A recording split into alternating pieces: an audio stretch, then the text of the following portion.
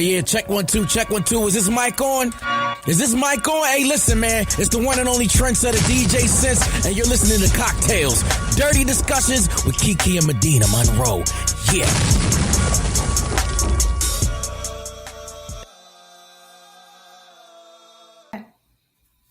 Today's cocktail is called a hottie thotty. The ingredients you need for a hottie thotty is 2 parts Jim Beam Black, 1 part honey, 2 parts fresh lemon juice, a 1/4 cup of hot water, and a lemon peel. So this is how you're going to make a hottie thotty. You're going to put the bourbon, honey, and lemon juice in a 6-ounce mug, top it off with hot water, and stir until honey is dissolved. Garnish with that lemon peel, girl. It's a hottie thotty. You guys, before we get started, I want to say welcome back to Cocktails. And also, Kiki is not feeling well today. She doesn't have a voice. It is not COVID-19 related. She's having some strong allergy issues. So she couldn't speak. She's here with us in spirit. Y'all wish Kiki to get better. So today it's just me and a very special guest. Her name is Rhonda Findling. Hey, girl. I'm so excited to be here. How you doing? Okay. Y'all, Rhonda and I had some technical difficulties trying to set up today's recording, but we got it together. So let me give y'all a quick little background. So, Rhonda went viral on social media in a video with Offset. I ended up seeing it and I was like, that's my neighbor, bro. Like, I know that lady. So Rhonda is an author, a psychotherapist, and a rapper. You got some bars, Rhonda? You want to do it right now? I'll start. Oh, do you have some bars you can spit right now? One, or don't text that man. It's your choice. Oh, let's just do a snippet of Don't Text That Man. If you want to hear his voice and he hurt you bad, don't text that man. Don't text that man. I know you're going to say that you love him, true, but I don't buy that bullshit. Do your friends do you? Count 1, 2, 3, 4 to give you that time to close the door. Because if he's hurt you bad, you got to stay away. You know these fucked up guys, they just want to play. It goes on and on. That's a snippet.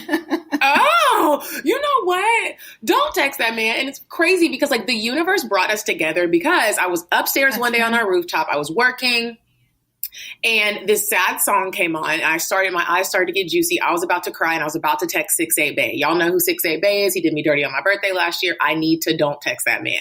I was about to text him. And then in my mind, this is before I knew Rhonda, I was like, don't text him. I go downstairs. I'm about to go inside. I see her in her hallway and she's like, excuse me, young lady, could you please come into my apartment and help me?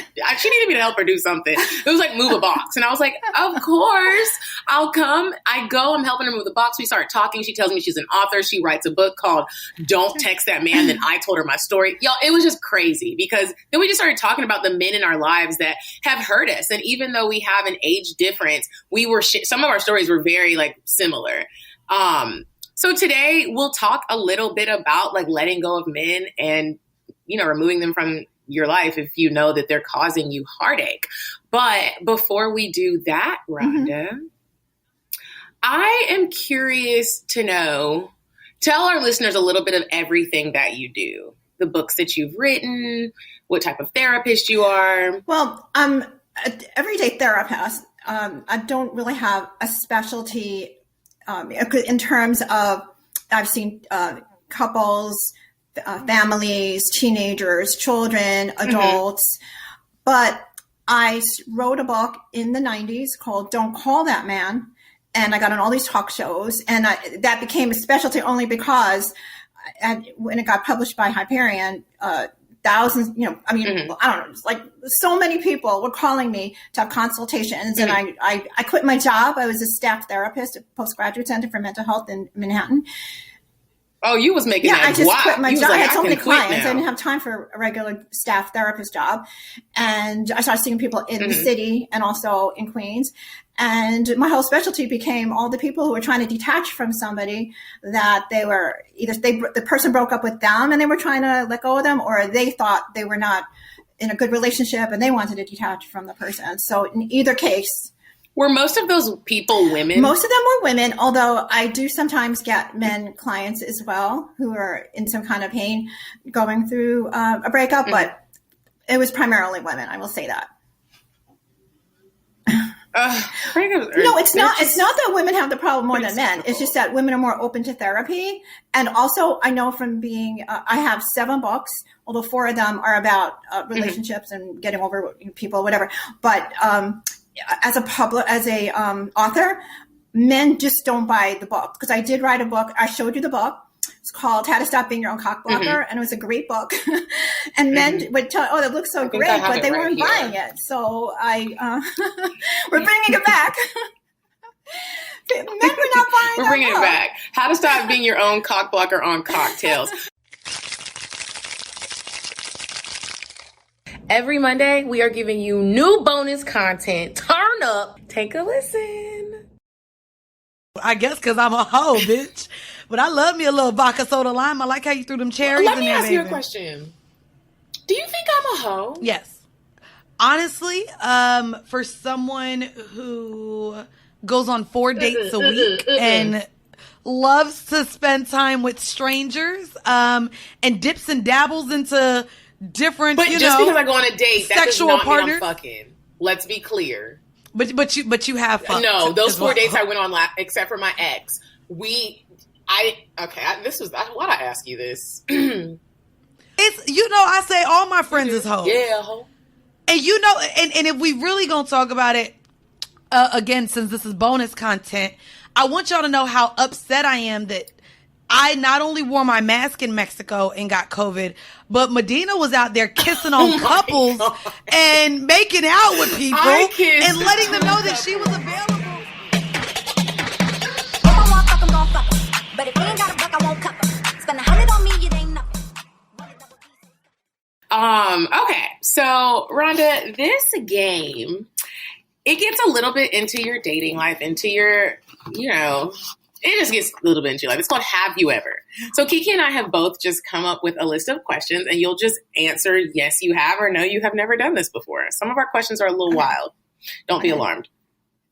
Okay, so the first one. Have you ever had a sugar daddy?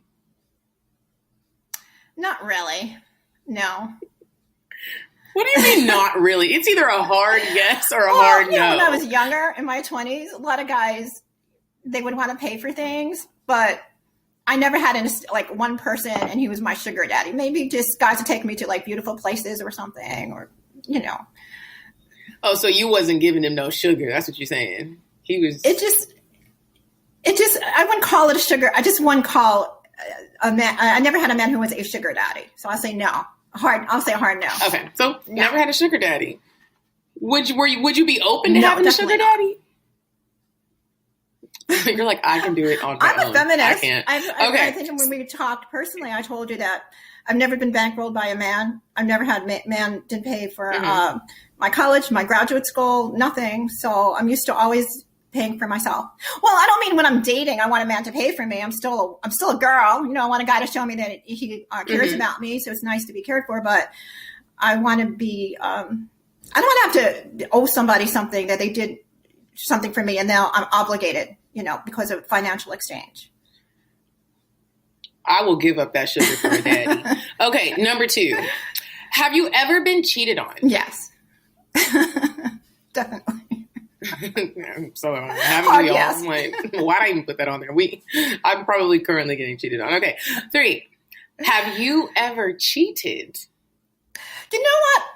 oh, wait a minute. Oh my God. I was going to say, I'm a loyal person, but you know what? I actually, I did a lot of wild stuff when I was much younger. In my, I would say early 20s. I did. That's a hard yes. As hard, yes. I definitely have cheated. I've cheated more times than not. I say it all the time. I am a cheater. I'm working on that. Okay. Have you ever been a side chick? Yes. Yeah. You have? How do you think I accumulated so much knowledge to write all these books? I mean, I didn't I had to go through so many things to accumulate all this knowledge. And then I would psychoanalyze the whole thing, everything that happened to me and the men and my behavior. And then I would write books. So I did my own research. I did field work. Let me ask you something, because me and one of my girlfriends were having this conversation. Do you like being a side chick better than the main chick? No, I'm very bad at it. I'm horrible at it.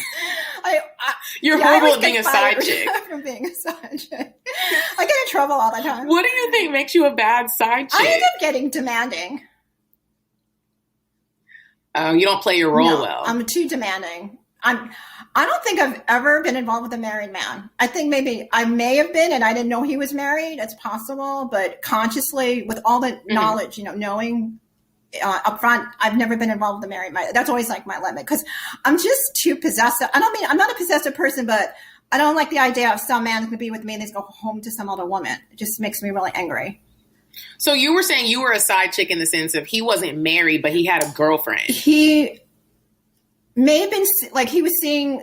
This is also such a long time ago, and was different sort of back then. But even like we would maybe be seeing different people, and then maybe the other woman took more priority than me. So it wasn't like his girlfriend per se, he was definitely and a I was side this chick. big secret. But definitely, she was like seeing him on Saturday nights or something, and on the weekend, and he was seeing me during the week. And you only got to see him like but on it wasn't Monday like night. it was a big, super serious, committed relationship on their part. So in that sense, I have my standards. Okay, that's definitely a side chick situation. Okay. 2 more questions. Have you ever had a threesome? You're not talking about that. No, I have not. It's really not on my bucket list. I don't know. I'm not attracted to women sexually. I'm only interested in men sexually. So why am I going to have don't you have to be attracted to the woman to have the sex, I would say to have a successful threesome, the women should be attracted to women. And there's another reason. This is even more important than that because I'm a good actress. So maybe I could, I could still, get into the part if I really want to. This is the big reason. I would not be able to tolerate, oh my God, seeing some guy that I really care about having sex with some woman in front of me. I'm supposed to just watch him like fuck some woman. I mean, that would be like a nightmare. I think that it's sexy. I'm actually seeing into the guy that. that you care about and he's having sex with a woman. Oh my God. It's never been someone that I've been. I'd be like, stop it. I would like start get off. It would be Rhonda being there fighting. Okay, last one, Rhonda.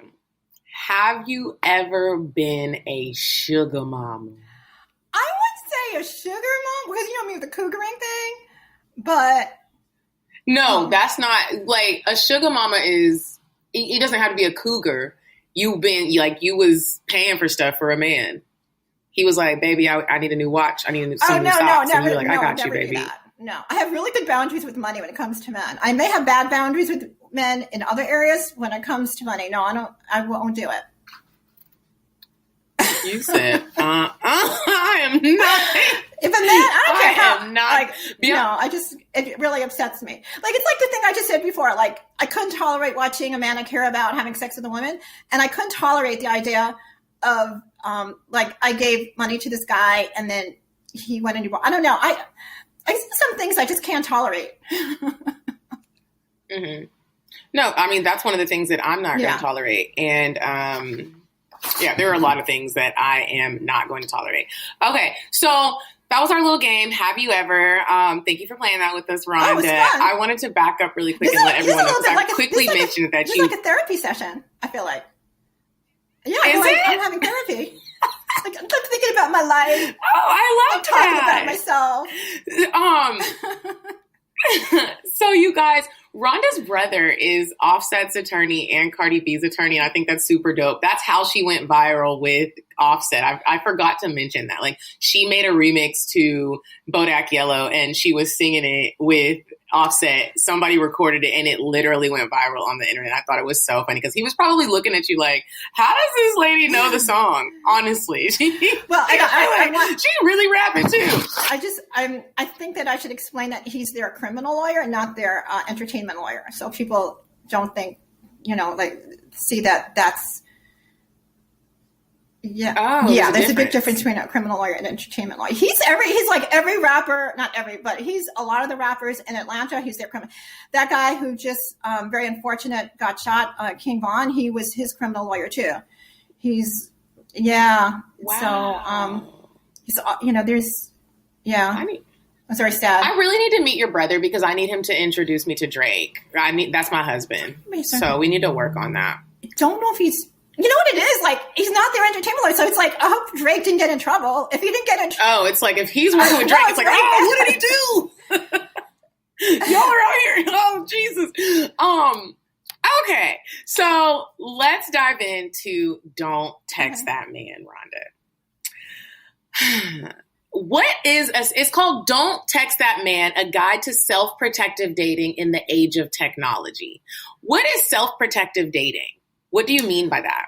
It's taking care of yourself, having boundaries, trying not to get hurt, having, self-esteem. It's like basically just taking care of yourself and protecting yourself from not getting hurt, if that's possible. Because, And honestly, how are we supposed to do that? I'm asking for me, because I have a hard time when I do meet men, and whether it turns into a relationship or we're just dating, how the fuck am I supposed to protect myself? Because I use my whole heart. I use my whole heart when I care. So what are some tips to self-protective dating? It's a really hard line. It's like you're sort of skating. You're trying to like balance. Because when you do love somebody, you are going to become vulnerable. It's part of the even when you just like them. There's like a vulnerability to it, and it's part of the enjoyment of, I think, being in a relationship or liking somebody, having a crush on somebody, is you make yourself vulnerable. But then the negative side to it is that you can get hurt. Because when you make yourself vulnerable, it's possible that if the person does something like rejects you in any way, or just does anything rejecting kind of behavior, you may feel injured and damaged, and that pain is very bad. I mean, it can be traumatizing. Some people, they don't even date because they don't want to get traumatized from the pain.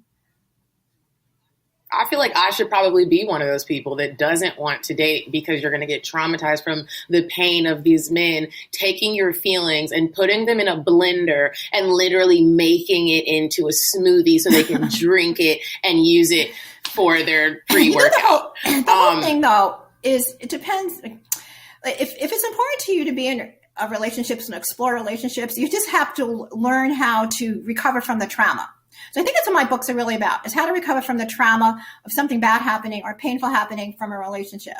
So I'm the kind of person, like in my life, I always say I have the soul of an artist, and I always want to take risks sometimes and get involved with situations. And I know maybe not the most healthiest functional relationship, but I'll maybe want to experience it. I find the man very attractive, or I have this great connection with this guy, knowing that there may not be a future, and I don't care sometimes. I mean, not maybe so much now, but when I was younger, especially. You're like, I don't care. I want to experience what that look like. Because that's why I say I have a soul of an artist. Like, I want to write it. I want to see what it's like. This is like, this is my life. I just want to, if I want to feel passion with this guy, and I don't even mean sexual passion. I even mean romantic passion, or, that intense connection with somebody. So I want to feel it. And then I know, though, if it doesn't work out, I know how to get over it. And it's not easy, but it's a toss up. I mean, or like a toss up. It's like you either don't experience life and then you won't get hurt, or you experience life and you may get hurt and you have to try to know how to recover. I totally agree with that. I think that's how a lot of my heartache comes about. I don't take things slow. I think that I kind of have a 50-50 soul of an artist. Like, I definitely like to feel things. I want to experience so many things.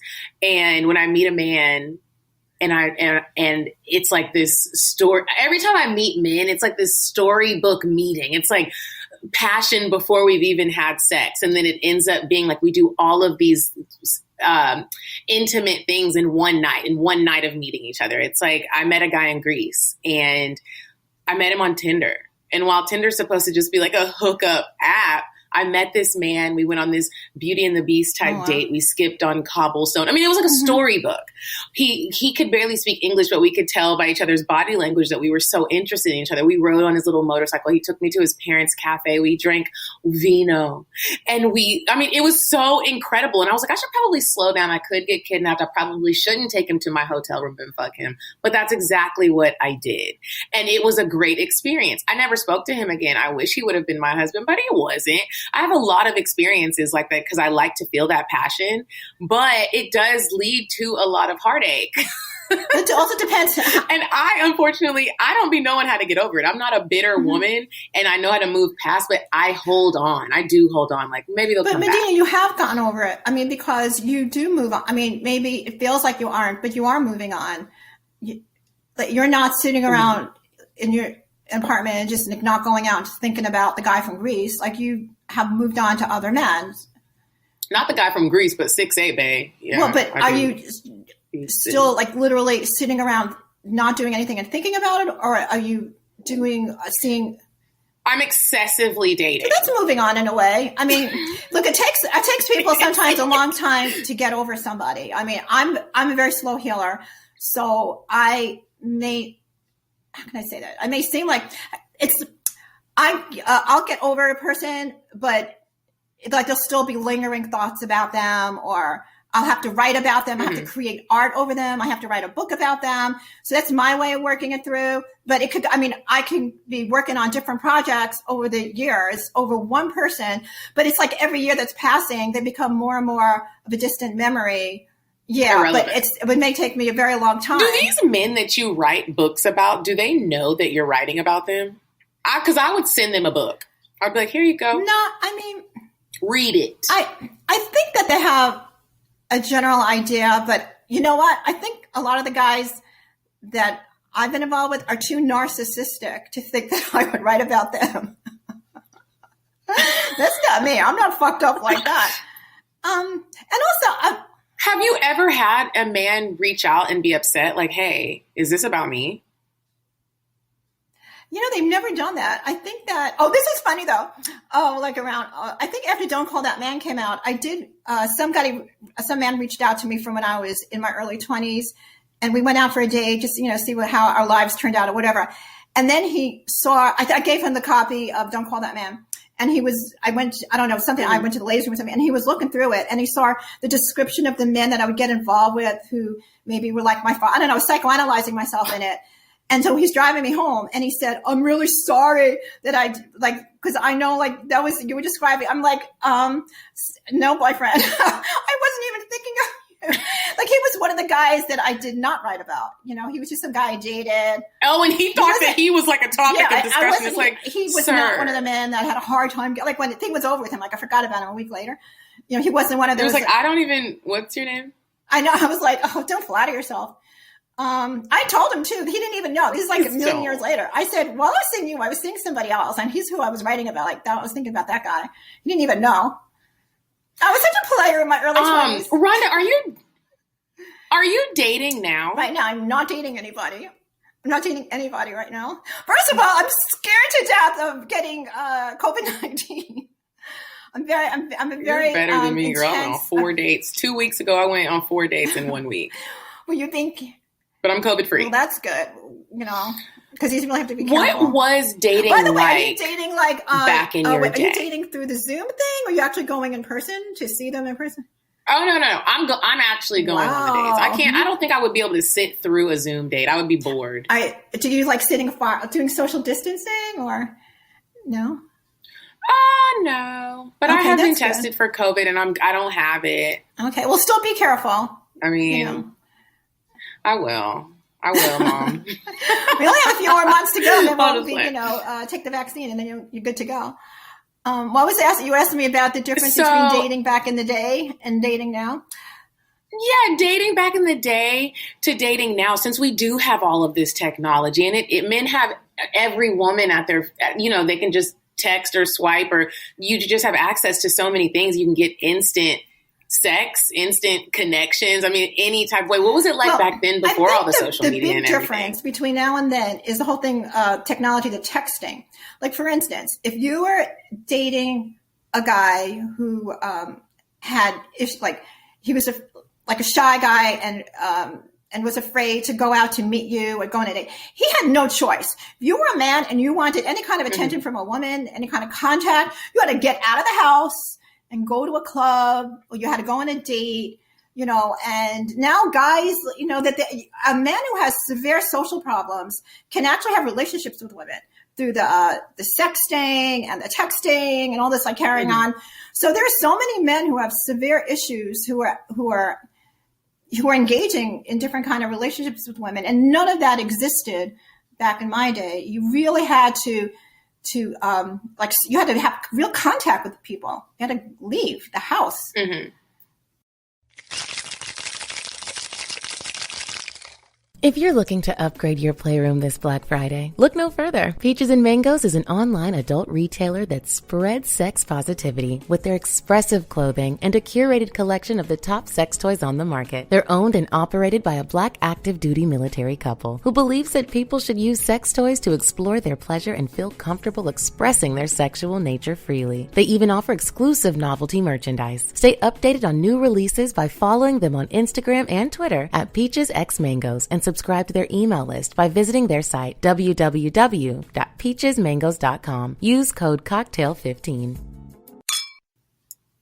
So would you say that back then, like dating, when you met someone, you really got to know who they really were? Right now, people can fake it for real until you fall deeply. Well, the disadvantage though is we didn't have social media, so maybe it equals out because we didn't know a lot about. Like now, you can just go find out about somebody, or just I don't know. Somehow you can like look people up, even if they don't have an account. You can just Google them, or you can just go crazy with trying to figure somebody out. But back then, there was no way. I mean, people were more anonymous, so it equals out in that sense. So when you were dating, what has dating been like for you? Really, like in each phase of your life? Some people just they have bad experiences dating. Some people have great experiences dating. I'd like to say that I have really great experiences dating. My heart be getting broken with relationships, but as far as like dating and meeting men, I have great dates. What was dating like for you? I had different phases too. When I went to graduate school in Chicago, it was the first time I lived in a city. So I remember I used to want guys. That's what I mean. Yes, for the sugar daddy thing. It wasn't a sugar daddy, but I would call it, a friend of mine called it dating for males. Like we would try to get them to take us to dating for meals. I've been there, girl. Get them to take us to the play. In those days, the Playboy Club, you couldn't get into it. Like you needed a key. I mean, you had to have a membership. So we get guys to take us to the Playboy Club. I had a roommate. The women were just like, we could care less about the guys. We were just trying to get to go to all the fancy restaurants. And I got a guy to, two guys, and I came back to New York, taking me to Studio 54. I couldn't get into Studio 54, without standing online, It was just like, you would want, I sort of see what you're saying. I'd want to go on really good dates, like get them to take. So you were popping. I was popping back in the day. That's why I'm burnt out. So I'm curious to know. I'm just exhausted. You said I'm burnt out. And we were talking about, I don't think I'll ever get burnt out. You think so? I haven't been your age. I was just like you. There's no way I'm burning out. No. And then it's just life, life really takes look what's going on with the whole pandemic thing. I mean, life will just, I can't explain it. Life will have its way with you sometimes. Like you'll think that you'll have your way with life and life will just be like, I don't want to be pessimistic, but I feel you. You go through things and it just,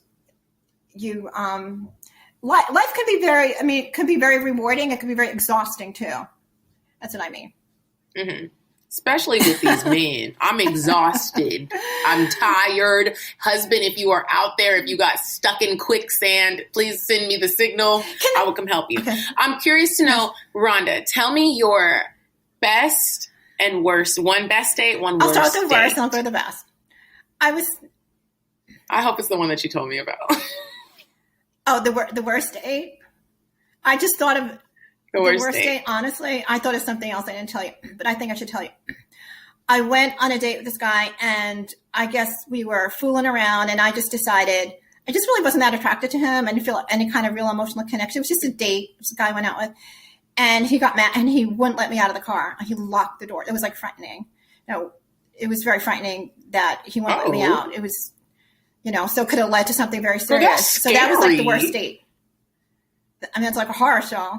But tell the other worst one, because that was really funny. Oh, the pipes? The glass pipes? Oh. Yeah. It really wasn't the worst date, though. But I'll tell you the story. But it wasn't definitely wasn't. Can you share it, I really liked that guy. He was fun. I actually saw him after that. It wasn't the worst date. There was this guy that I met. He was a really fun guy. I lived in Queens. He was a Queens guy. he was really nice.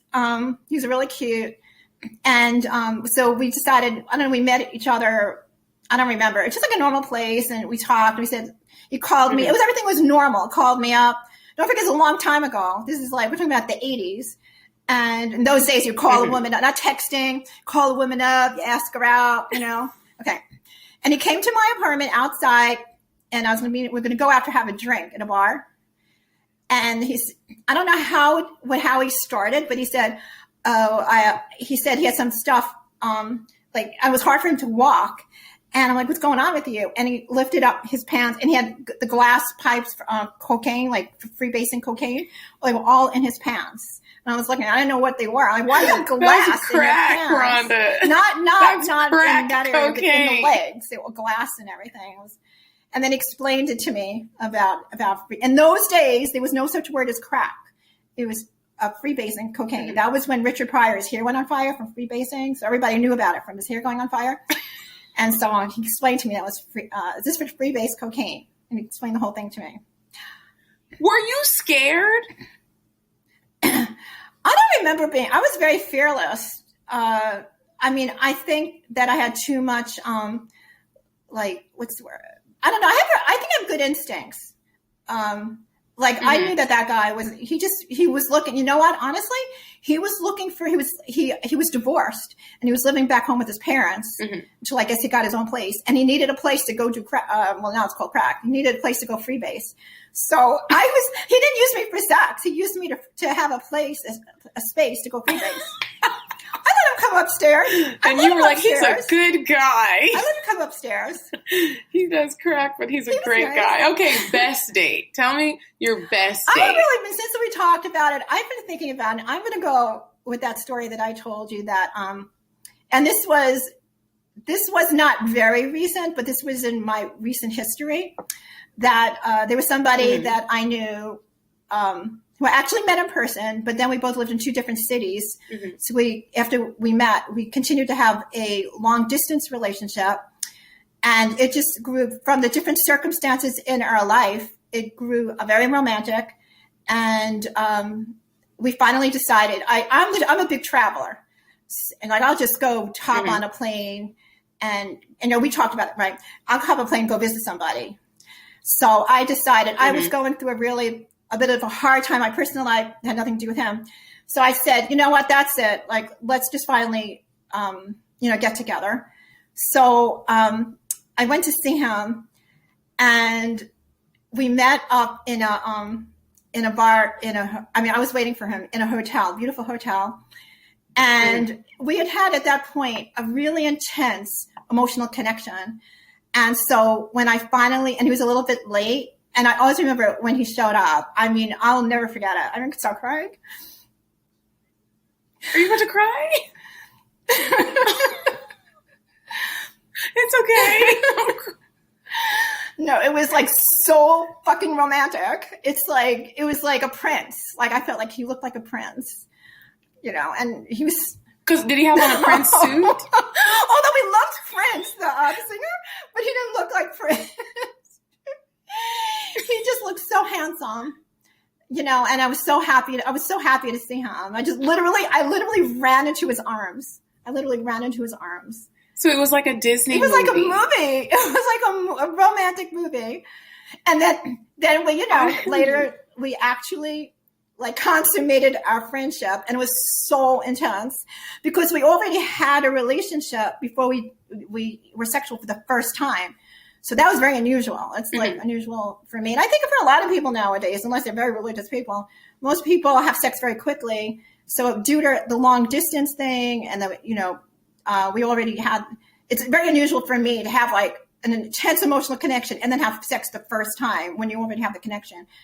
It was, so that's definitely my best date, because it was so fucking romantic. I love great dates. Speaking of people having sex very quickly, it made me think of something, because I've been talking about this a lot with different friends, having sex very quickly, and I myself have been trying to stop, but I'm curious to know. I have had a lot of casual sex in my life, and lately I've been wondering, like, I wonder if this is normal because my sister doesn't do that and my mom wasn't like that. And so I'm wondering if I am a hoe. And I wanted to know, when you were younger, did you have a lot of casual sex? Like, was that normal for you? Or were you the girl that was like, you're going to have to work to get this, or I'm going to wait 90 days? I have a lot of like mixed feelings about it now. Looking back on my life, I think I did sleep with guys too quickly. Especially like when I just told you this story, let me tell you, that was a learning experience for me, because that was like life put me in the position to have to wait and then have that sexual experience with somebody I had such an intense connection to. That was a learning experience. And I think like if I learned that later on and I could jump into a time machine, I think a lot of the guys I did sleep with so quickly, I don't think I would have slept with them now, because now I know what it felt like. It's like so different when you have sex with somebody and yeah, you're sexually attracted to them, but there's no connection or a little connection, than when you really have feelings for somebody and then have sex. So I think I did sleep with, and also it's a different time era. In that time era was sort of the sexual revolution, like it was really starting. I mean, it was after the pill and then the disco era, and people did, all my friends. After the what? It was like the disco era, or like people. You said after the pill, though, after the birth control pill came out in the 60s. And then everybody started sleeping with, the women became more independent. Like they could now have sex with men and not have babies. Oh, they were like, you can't get pregnant. So women just started just having sex when they felt like, because they didn't worry about pregnancy. And then it went from that to women just starting to just own that. And they weren't like, okay, no, I have to. Now it was just like part of life. Like if you wanted to have sex with a guy, you could have sex and not get pregnant. So That's crazy to think of a time when there wasn't birth control pills. I just never have really thought about that. Like, because in my lifetime, there's always been preventatives. Yeah, it was. I think maybe mine was the first generation of women who just didn't have to worry about it anymore. Like there was all different kinds of birth control. I'm glad I wasn't in that generation, because I would have been pregnant. No, my generation is when you didn't have to worry about it children. Anymore. The generation before, I mean, like you would, but mine was the first generation that was it. Like you don't have to worry. Like it wasn't just the pill. There was the diaphragm. There was the IUD. I can't remember. Yeah, IUD. It was like, now it's like you can just go to your gynecologist and you can get birth control and you don't have to worry about it anymore. So I think that a lot of my women friends we were all just having a lot of sex. Did you ever wonder if you were a hoe? I don't know. I have a lot of mixed feelings about, I don't know. When I think about my life, honestly, when we talked about the whole thing with like the 3 ways and all that, I just really like having sex. Maybe not. I don't know what's going on now, but back in the day, there were just so many hot looking guys around. I don't know. And I was very attractive, and men wanted to have sex with me too. So I could just go into a bar and like pick who I wanted if I wanted to have, a young woman. You were like, I used to like to have sex with guys, and it was, I don't know. Look, it's nothing to be ashamed of. You didn't have to worry about getting pregnant, but you didn't have to worry about HIV. There was no AIDS. It didn't exist. So you didn't have to worry about that. I don't know. I guess I could, you know what? It's really just like a lifestyle. Like I said, I have the soul of an artist. I think as an artistic person, I just wanted to explore these feelings. But some women didn't do that. There were women in my life, or women that I knew later on, looking back on their lives, they're like what you're describing. They would, they wanted a relationship. Like they didn't care about their sexual attractions or this, that. They just wanted to have, they just wanted to be with someone. Relationship, and the sexuality part was sort of like the side thing. So I really don't even have an answer for. I'm very confused about that myself. I guess I lived my life in, like the Frank Sinatra song. I did it my way. I don't know.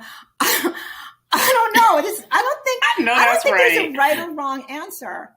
Because I think each journey, there's something like good about it. Like I know women who they only have sex with a few guys and they're my age, but I slept with a lot of guys. I'm not ashamed to say it anymore now.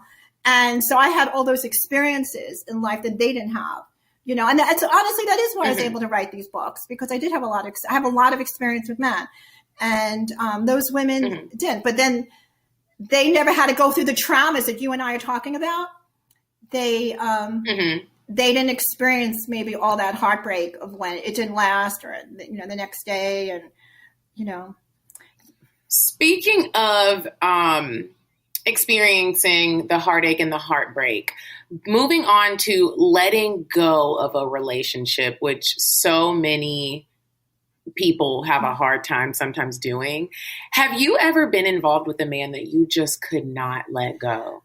I mean, I'm talking about even sometimes now, today, you're like, dang, I wonder what it would have been like with Henry. I think everybody is. I've spoken to so many people, including men, who've been married a zillion years, who say they still think about somebody from their past. People like you wouldn't think would be thinking about, like they'd have grown ass children, who are, and they're still thinking about somebody from a million years ago. So I just think everybody's like that a little bit. And what is that? Like the therapist, Rhonda, what is that? Like I have a person that I can't let go of no matter what happens. I even feel like if I get married and have kids, I'm going to be wishing that those were his babies. What is that? Why is it hard to sometimes let go when it really is over?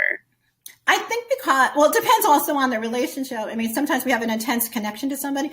By the way, to go back to the other thing, one of the bad thing about the sexual part, it does bond you to somebody. So it could just also be you're having sex with the person and that makes you feel connected to them. It just, in general, I mean, the way our brain is programmed is to bond with people. If we didn't bond with people, there would be no civilization because then we wouldn't procreate. So our brains are organized to want to to attach to people and stay attached. So it's almost painful to detach in a physiological way. In your years of therapy, have you noticed that women have a harder time detaching as opposed to men? Because I feel like men can detach even if y'all were in love. I feel like men can be like, oh, it's over. It's over. I'm on to the next and bye. While we are making a lukewarm bath and listening to Beyonce. I think men have a hard time detaching also, but they use their sexuality they have sex with different women as a way of moving through it. So maybe it's easier for them to just go and have sex with somebody else and not feel these feelings of, it's like, I remember back in the days we're talking about, if I was going through a breakup and I slept with some guy just to get over some guy, one time I remember I started crying. The guy was so insulted. He was like having sex with me. And I wasn't crying because I had a passion. I was crying because I missed my boyfriend. I know he was like, what? What are you doing? He was probably I miss my boyfriend so much. I was having sex with some guy. I started crying. So I'm not, women aren't like a guy, I think I'm making a generalization too. I mean, some men may dispute this with me. Like maybe they wouldn't be able to have an erection or something. I don't know. Maybe it would somehow, manifest in their sexuality. But in general, that expression, like they think with their penises, I think in that case, they may be able to detach from their feelings, have sex, enjoy the sex, and then walk away from it. And let's say they're going through a breakup with Nancy and they're upset about Nancy, then they'll go and have sex with Susan and enjoy the sex with Susan and maybe even thinking about Nancy, but then they walk away from Susan feeling, okay, that was good. They're not going to start crying like I did, and that'll help them not think about Nancy anymore because they just, I don't know, whatever goes on with men after they have sex, like release some of their attachment or their feelings. And I think they do distract themselves with sport. I mean, this sounds so, it's like I'm stereotyping them, but it really is true. There's this one other thing I want to tell you that I noticed about the difference between men and women that does disturb me. As a therapist now, when I would have men going through a breakup coming to see me, and I have women coming to see me, it seems the men find new girlfriends a lot sooner. I mean, relationship girlfriends. Oh my gosh, within weeks. And you're like, to fuck his way through his feelings. I'm talking about they literally find a new girlfriend. I'm like, I can't believe I'll have like the beautiful women coming to see me and like they're struggling. I can't find somebody. I'm a million apps, blah, blah, blah. And they'll say the guy, and he's like have like a new girlfriend in like 2 months. They're in a big relationship. He's already been through 2 girlfriends. That is something that has always been like, my last heartache happened a year ago on my birthday. It marked a year. When it happened, I have not had another boyfriend since. He has already been through 2 or 3 women and looks very happy. And I'm just like, wow, like you came through and fucked my shit all the way up. And now you're just like He's on. I mean, when he's in Atlanta, I see him on Hinge. He's on Hinge. He's just, and I'm like, I'm having a hard time, bro. I'm having a hard time. It's hard. I know. And I don't know. I'm trying to detach, Rhonda. I'm not that great at it. It's hard. It's really hard work.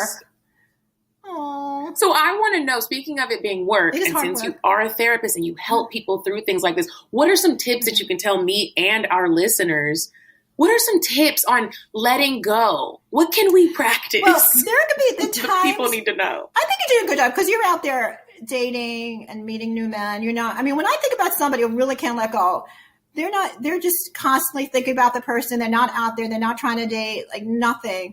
That's a really bad case.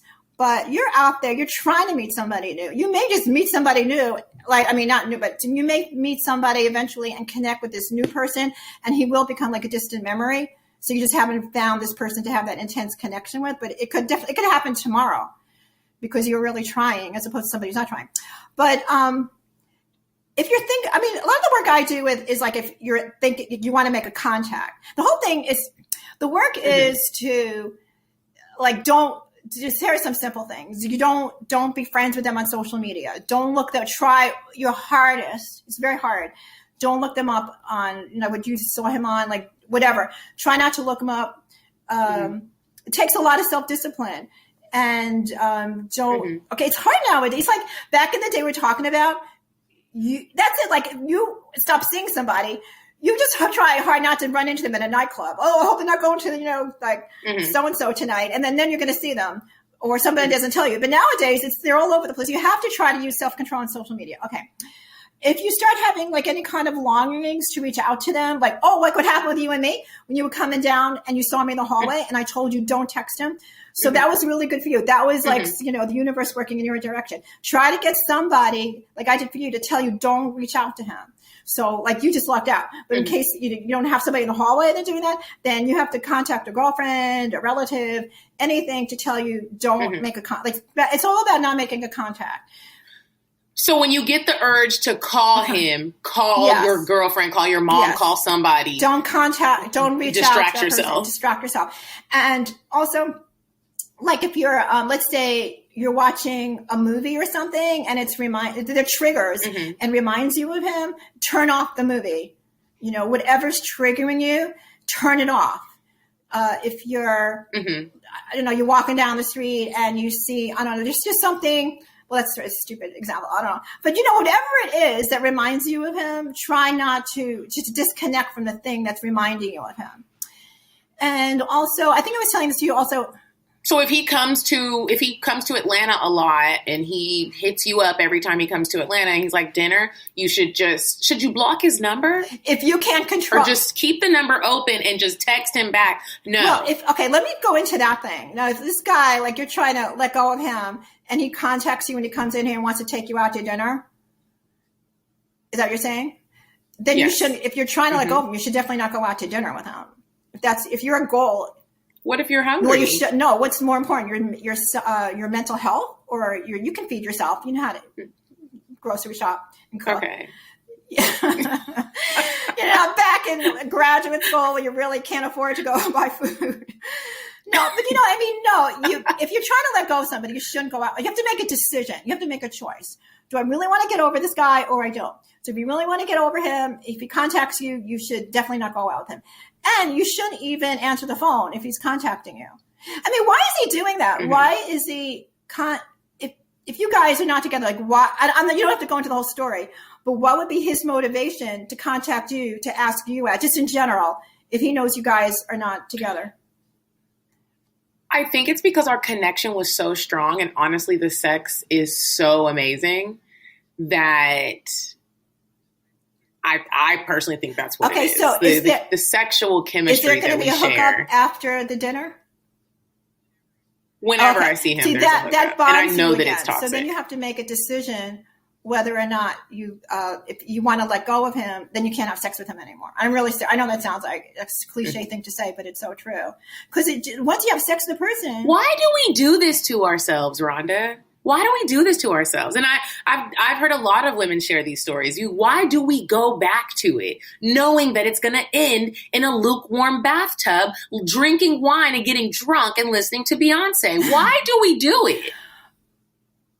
I mean, there's several reasons. I mean, sometimes we just, maybe the experience you have and the sexual experience is so super fantastic. You want to have it again, but then you have to make a choice. It really comes down to a choice. It's not even if I psychoanalyzed you and, and we were going into a whole thing about your past and your childhood, it's still going to come back to the same thing. You're still going to have to make a choice. Do you want to get over this guy or not? Mm-hmm. So, what's the benefit? Like, is the agony in the bathtub listening to Beyonce after the great sex, is that worth the great sex? It's kind of come down to that at the very end.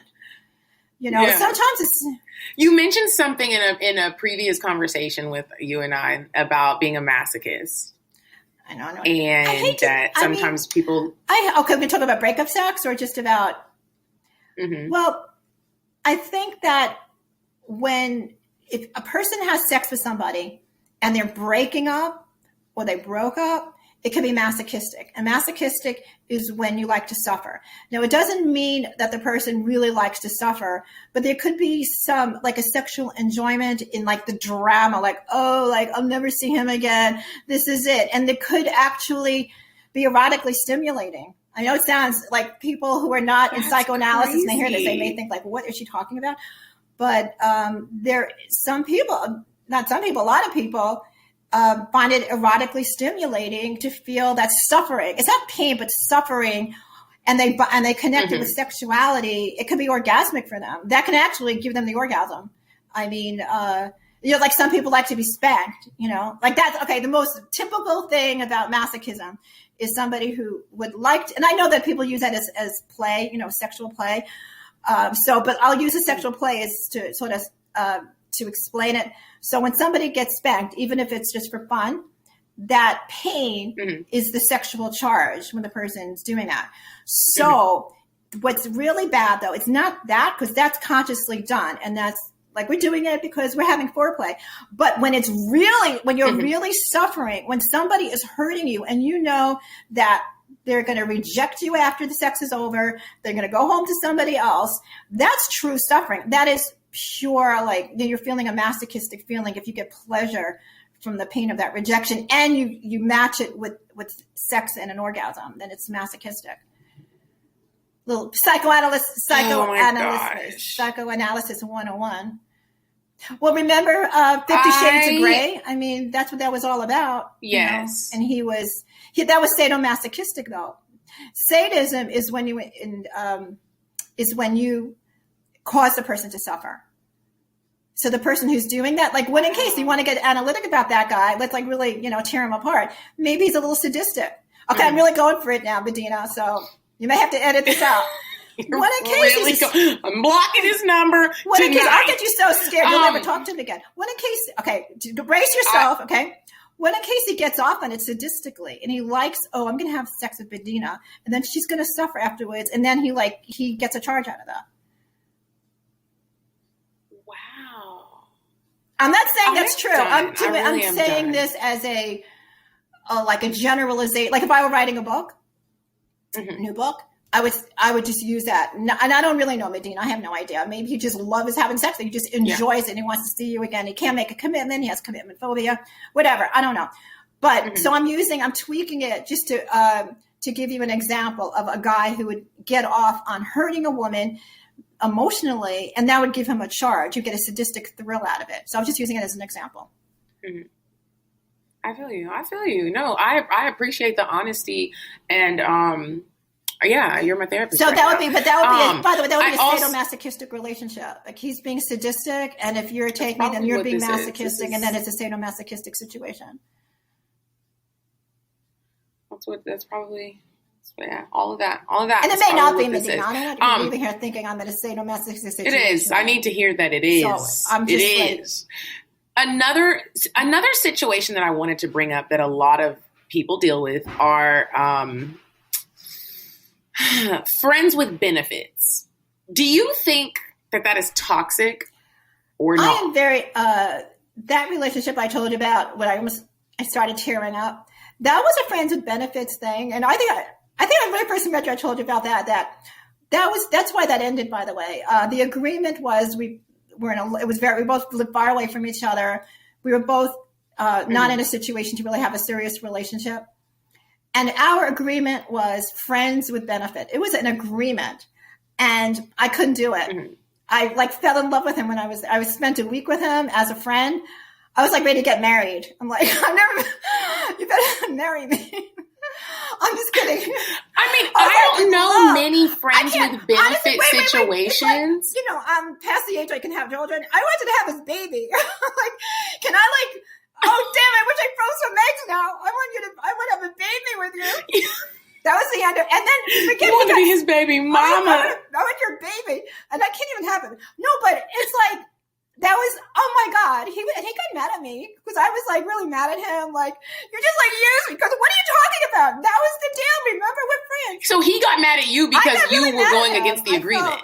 I'll admit it. I was really mad at him because I wanted him to want to have a big relationship with me too.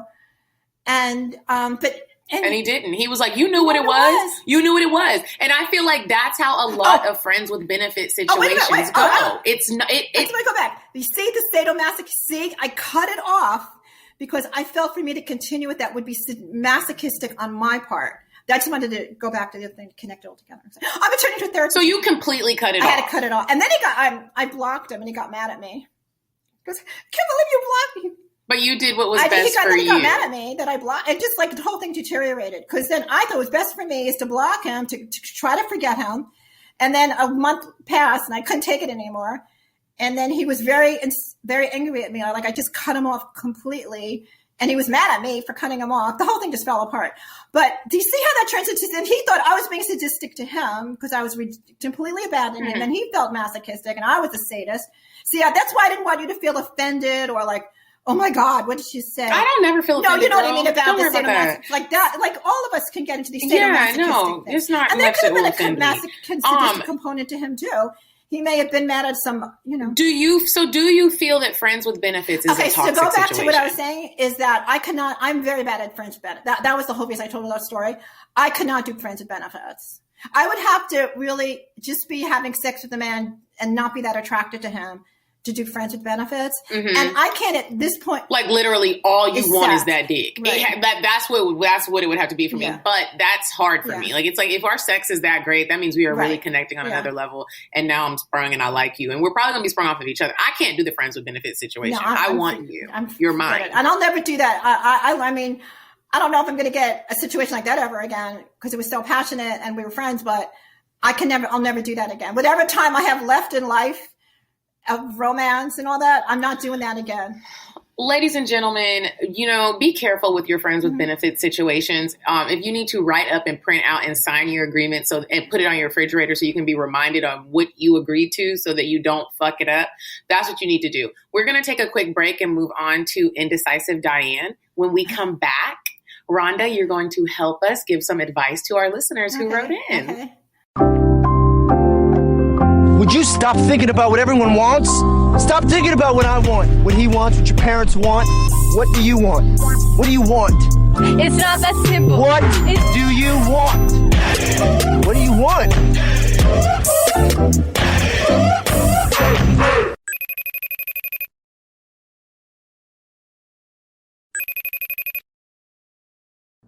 Hey, ladies. It's the week of Thanksgiving. You should be thankful. And you know what I want you to do? I want you to pull your phone out, text Bay, whoever's on the top of your list, and tell him I'm thankful for you. Because rent's due next week, and you're going to pay it. Have a happy Thanksgiving, ladies. Bye. Okay, and we are back. And Rhonda, we have a couple advice letters that our listeners sent in. I'm going to read them. And you are going to give us a little advice. Okay, so the first one, it is titled Torn! ! Okay, I totally love your show and how you guys ain't afraid to talk about sex and stuff. So, let me get to the point. I dated this guy for 5 months. We were super cool. I knew I'd never have to start looking for another boyfriend. But he suddenly broke things off. Joke's on me. I felt really broken. And after a month of picking the pieces up and putting them together and trying to heal, he comes back and we continue flirting as if nothing happened. Deep down, I'd wish things would go back to normal, but I'm afraid if that'll end things. No, but I'm afraid if that will end things again. He does the little things that make me feel wanted, but I still am not sure if going back to him will be the right thing to do. My friends have warned me against it, but the heart wants what it wants, right? Please advise.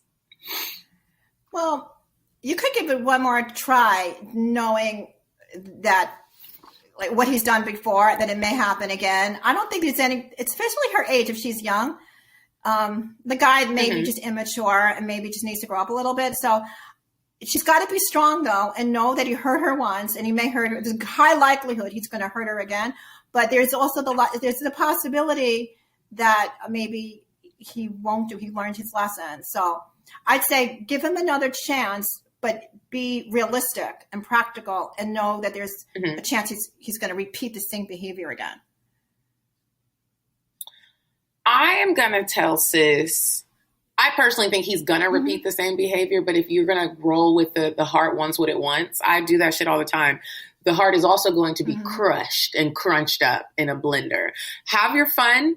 I also would need to bring up, just the type of person I am, at some point I would need to bring up how we just jump back into things like nothing ever happened. I need to talk about it just for a second, even if it's a drunken night and we bring it up. Like, you really just strolled back in here like shit didn't happen. I would need to bring Medinah, that up. You know what's good about it would what's crush good me not about to. you is that you really feel like you have an entitlement to speak your mind, which is very healthy. That you don't want to be played. You want, it's in the analytic world, it's called bringing the unconscious to the conscious, which is very healthy. Like you want to pull the plug on bullshit. So that's very healthy of you. And that may possibly scare some men away, because a lot of these guys, all of them, it's scaring all of them. And I know, away, I mean, that's been they're in my all life running, too. they're sprinting. You know, I'm a little bit more passive about the way I do it, but I basically do the same thing at the end of the day. I pull the plug on them, and that's they don't like it.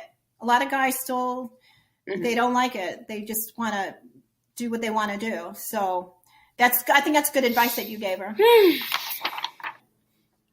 Okay. All right. Next advice letter. Hey, ladies. I recently started listening to the podcast earlier this year, and I absolutely love it. Thank you both so much for sharing your stories, tips, and advice. It has truly benefited my relationship. I am 29 and have currently been on and off with my boyfriend for 3 years.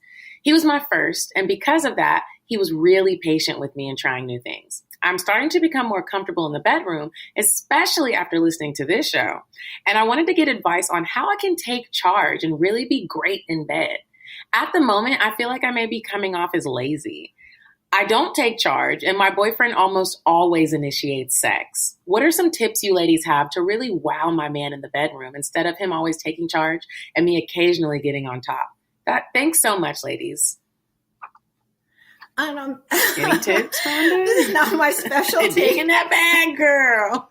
You go first. Did you used to be a take charge type of woman in the bedroom, or Not really. I mean, I'm an active participant, but I'm more like the real super conventional romantic type.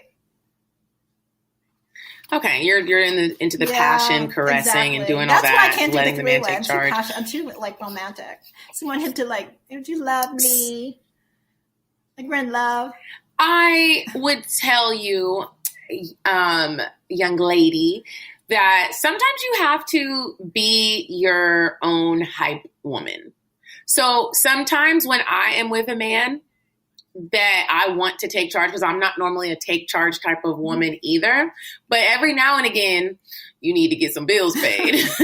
But I make the environment what I need to excel. So maybe I need a playlist, a certain playlist with certain songs that get me in a mood to where nobody can really tell me anything. I'm feeling myself. Maybe I need to let my hair down. If it's normally up, let it down. Maybe I need to have a little makeup on, some sexy lingerie. Put everything. Yeah, you can make your own scene. Make the scene. And if you need to practice, I can't tell you how many times I know. I do what you're doing. I've called my best friends. Yeah, there have been so many times when I call my best friend, I FaceTime her real quick. How do you think this looks? I'm going to dance for him really quick like this. How do you think this looks? Hype yourself up. If you need to take a shot, take a shot. But you're right. You are being lazy, and stop being lazy. The next time you're about to fuck your man, get it together, girl, before somebody else fucks him. Yeah, I like your advice. You know I didn't know what that would be my advice. That's good advice. I've done stuff like that. I would want to pick the music or create your scene. Okay. Get it set like how you need it to be. Yeah. When I'm in the shower and I want to feel sexy or I'm taking a bath, like put some perfume on, do what you need to do to feel your sexiest. And here's what women overthink. Men don't even care about all that, first of all. He's going to think you're sexy regardless. If you just push him up against the wall and start kissing him aggressively, you've already started it. You got it. And you can do it. I'm looking at you. You got it. So, I learned something tonight. That is my advice. That's what she meant. So I've learned something tonight. Yeah, she just want to take a little charge. Get it, girl. You got it. She meant like sexual tips. Okay, if you guys ever want to send in any advice so Kiki and I can read it, send it to askcocktails@gmail.com and we will maybe pick it and maybe read it on the show. And now, Rhonda, it is time for our favorite portion of the show, the cocktail hour.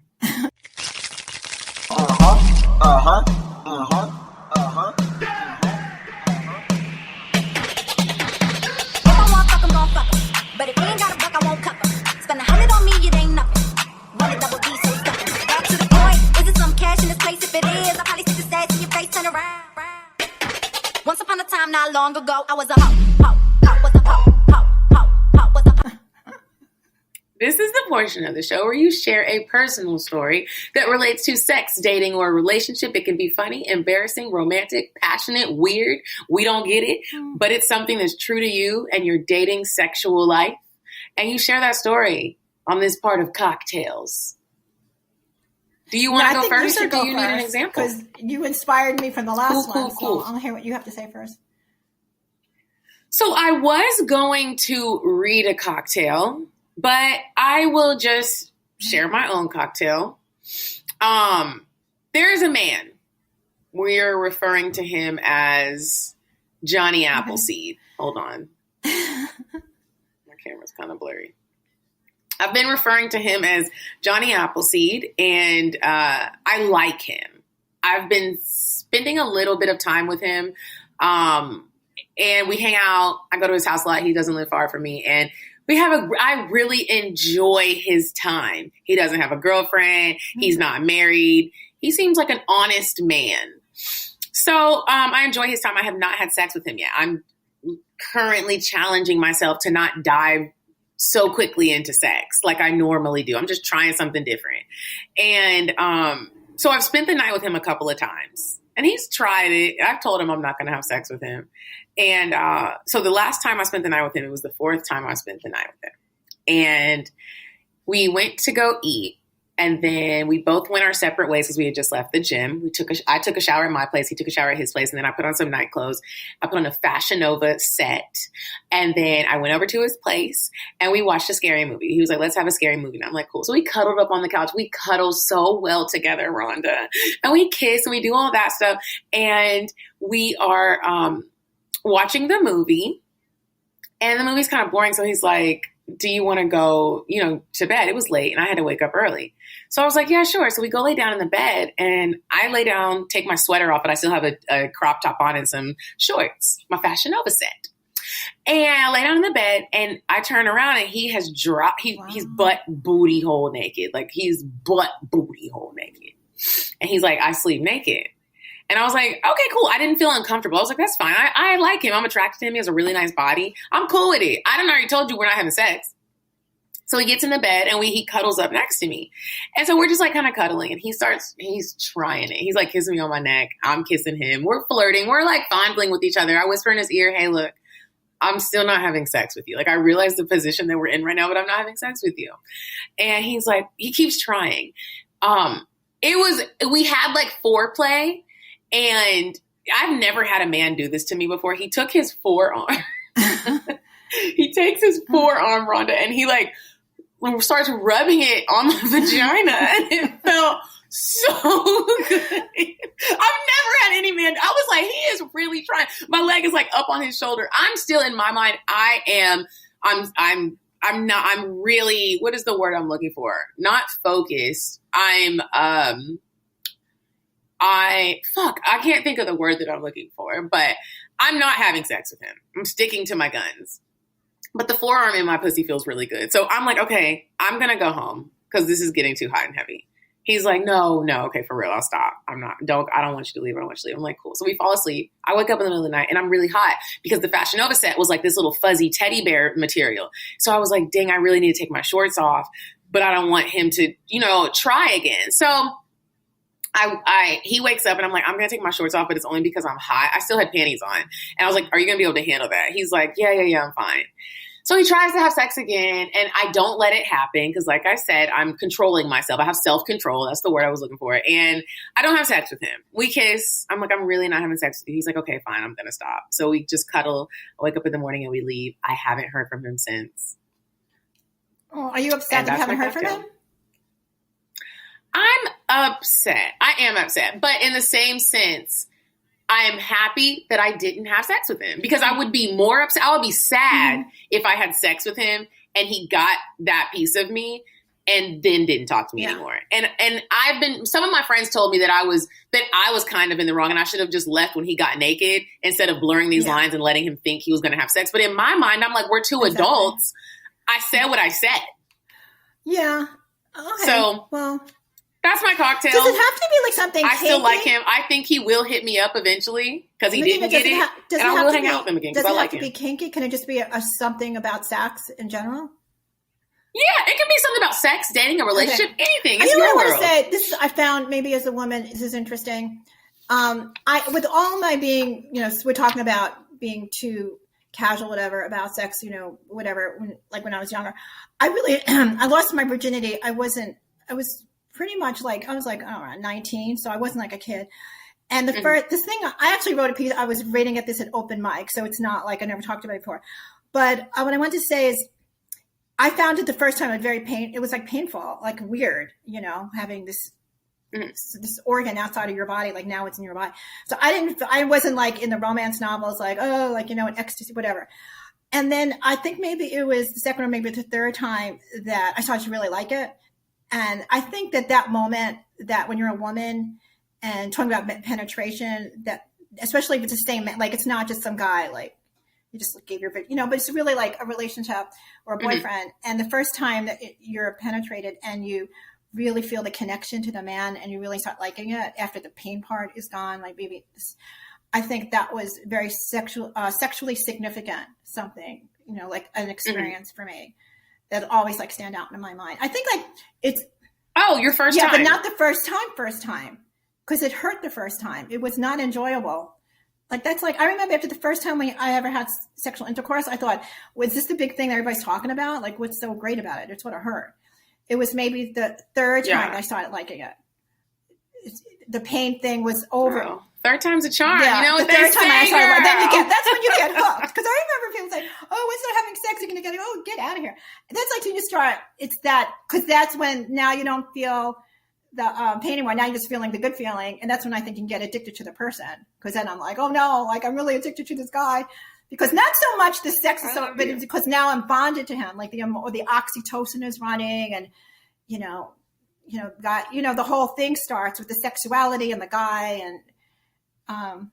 So I think that to me is I think that's, I mean, I can't think of a really crazy sex story, That's okay. We all have different types of cocktails. If you guys have any cocktails that you want us to read on the show, make sure you send them to cocktails.atl@gmail.com.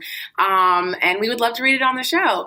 Rhonda, thank you so much for joining us this evening. Let our listeners know where they can find you. If you have anything coming up, now would be the time to let them know. Well, my website is my name, RhondaFindling.com, RHONDAFINDLING.com.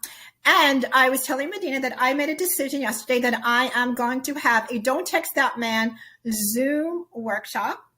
that'll work, like a group. It'll be a 90-minute group where women can discuss what they're, like what we talked about tonight. Everybody can share, and I'll give my feedback as well. It's going to be pretty inexpensive. So if anybody's interested in it, they should you can email me at Rhonda DCTM for Don't Call That Man. Rhonda, Don't Call That Man. RHONDA DCTM at AOL.com. And I will, or they can just go on my website, although it's not posted yet on my website, and they can call. It'll be probably a little before Christmas when everybody will be climbing the walls wanting to text that man. And did you want to share your Instagram or your social media? Oh my God, I don't even know what. Just go on Instagram, put my name in, okay? It's okay. You don't have to. You don't have to. It's fine. Followers. No, definitely follow me on Instagram and on Twitter, but I don't know what it is. I can't even say how many. Yeah, we'll find it. Put my name in. And we'll put it in the link. You can find it. Or go on my website, and then you can go to Instagram and Twitter from my website. Or just put in a search engine. It's hard. I don't think there's any other. Actually, there is a Rhonda Findling out in LA, but it's not me. It's somebody else. We're not related. So you guys check Rhonda out when you have a free moment. I do have a couple of her books. You can buy my books on there too. Pretty entertaining. Oh, and you can hear my raps on there too. If you really want to text them, you hear me rap. Don't text him. Check her out. And you guys, as usual, follow the Cocktails Podcast on Instagram. Follow Kiki at Kiki Said So. I'm at Coffee Bean Dean. And until next time, you guys, goodbye. I'm sorry, but the person you called has a voicemail box that has not been set up yet. Goodbye. Bye. Bye. Bye. Bye. Bye. Population. Goodbye. Bye. Bye. Wait on the track. Bye. Bye. Bye.